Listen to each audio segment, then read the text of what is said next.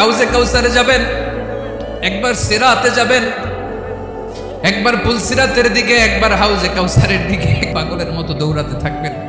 তার কোনো গুনাহগার উম্মত যাতে জাহান্নামে ঢুকে না যায়, সেদিন কেউ সুপারিশ করতে পারবে না বিশ্বনবী সাল্লাল্লাহু আলাইহি ওয়াসাল্লাম। কিয়ামতের ময়দানে ওই বিভীষিকাময় সময়ে মুসিবতের কালে মানুষগুলো পাগল হয়ে বিশ্বনবীকে খুঁজতে আরম্ভ করবে। সবাই মিলে বিশ্বনবীর কাছে যেয়ে বলবে, ইয়া রাহমাতাল লিল আলামিন, ইয়া খাতামান নবীন, রাহমাতাল লিল আলামিন। দেখেন আমাদের কি অবস্থা, কি কঠিন বিপদে আমরা আছি, দাঁড়াতে পারি না, সূর্যের আলোতে ঘেমে হয়রান। আজকে কেউ সুপারিশ করতে পারবে না। সব নবীরা অপারগতা স্বীকার করেছে, তারা বলেছে আপনি ছাড়া কেউ নাকি আল্লাহর সামনে দাঁড়াতে পারবেন না, আপনি একটু সুপারিশ করেন। বিশ্বনবী বলবেন, আসো আসো, আজকের দিনে আমি ছাড়া আল্লাহর সামনে কেউ দাঁড়াতে পারবে না। বিশ্বনবী মাকামে মাহমুদে যে আল্লাহু আকবার বলে সিজদায় লুটিয়ে পড়বেন। আল্লাহ রাব্বুল আলামিন বিশ্বনবীকে এমন কিছু চমৎকার শব্দ শিখাবেন, ওই শব্দগুলো দিয়ে আল্লাহর প্রশংসা করে বিশ্বনবী কাঁদতে আরম্ভ করবেন। বিশ্বনবী এমন ভাবে অজর দ্বারায় সিজদায় লুটিয়ে পড়ে কাঁদবেন, রব্বুল আলামিনের রহমতের দরিয়ায় জোশ লেগে যাবে। রব্বুল আলামিন এই দৃশ্য থেকে সহ্য করতে পারবেন না। রব্বুল আলামিন বলবেন, ইয়া মুহাম্মদ ইরফা রাসাক, ও নবী আপনি মাথা তোলেন, মাথা তোলেন, আপনার কান্না আমি সহ্য করতে পারি না। নবী আপনি মাথা তোলেন, সাল তুতা, আজকে আপনি যা চাবেন তাই দেব। নবী আপনি সিজদা থেকে মাথা তুলেন, সাল তুতা, যা চাবেন তাই দেব। ওয়াশফা তুশাফা, যার জন্য সুপারিশ করবেন তার সুপারিশ কবুল করে নেব। বিশ্বনবী এবার মাথা তুলবেন। যে বিভীষিকাময় সময়ে প্রত্যেক নবী বলেছেন আমি পারবো না, প্রত্যেক নবী বলেছেন নাফসি নাফসি, আমার কি হবে আমি জানি না, আল্লাহ আমারে বাঁচাও। প্রতিটি নবী বলবেন নাফসি নাফসি, আল্লাহ তুমি আমারে বাঁচাও, আমারে বাঁচাও। বিশ্বনবী মাথা তুলবেন, তুলে বলবেন রব্বি হাবলি উম্মতি, আল্লাহ তুমি আমার গুনাহগার উম্মতকে বাঁচাও।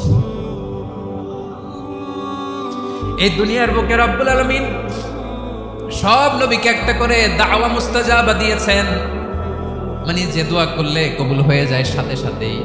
দাও বিহা, দুনিয়ার সব নবীরা ওই দোয়াটা দুনিয়ায় করে ফেলেছে। সব নবীকে আল্লাহ একটা করে দোয়া দিয়েছে, নবী দোয়া করলেই কবুল। সব নবীরা ওই দোয়া করে ফেলেছে দুনিয়াতে। বিশ্বনবী বলেন আমি করি নাই। ওয়া ইন্নী আখতাবিউ দাওয়াতি শাফাআতান লি উম্মতি ইয়াউমাল কিয়ামাহ, আমার ওই স্পেশাল দোয়াটা আমি দুনিয়ার বুকে কঠিন বিপদে পড়েও কোনোদিন করি নাই। আমি আমার স্পেশাল দোয়াটা কিয়ামতের দিন আমার গুনাহগার উম্মতকে সুপারিশের জন্য রেখে দিয়েছি। আল্লাহ বলবেন নবী ইরফা রাসাক, মাথা তোলেন, আর কাটবেন না। বিশ্বনবী মাথা তুলবেন, আল্লাহ বলবেন সাল তুতা, আপনি যা চাবেন তাই দেব। ওয়াশফা তুশাফা, সুপারিশ করেন, সুপারিশ কবুল করব।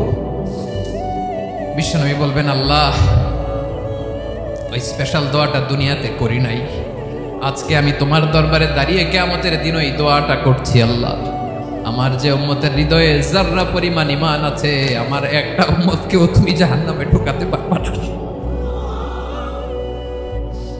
বিশ্বনবী পাগলের মতো একবার হাউজে কাউসারে যাবেন, একবার সিরাতে যাবেন, একবার পুলসিরাতের দিকে, একবার হাউজে কাউসারের দিকে পাগলের মতো দৌড়াতে থাকবেন।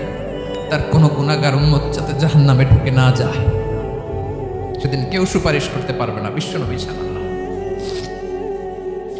এজন্য 5 নম্বরে আল্লাহ বললেন মান যাল্লাযী ইয়াশফাউ ইনদাহু ইল্লা বিইযনিহি, কার সাহস আছে, কার এত বড় বুকের পাটা কিয়ামতের কঠিন দিন আল্লাহর সামনে দাঁড়িয়ে সুপারিশ করবে?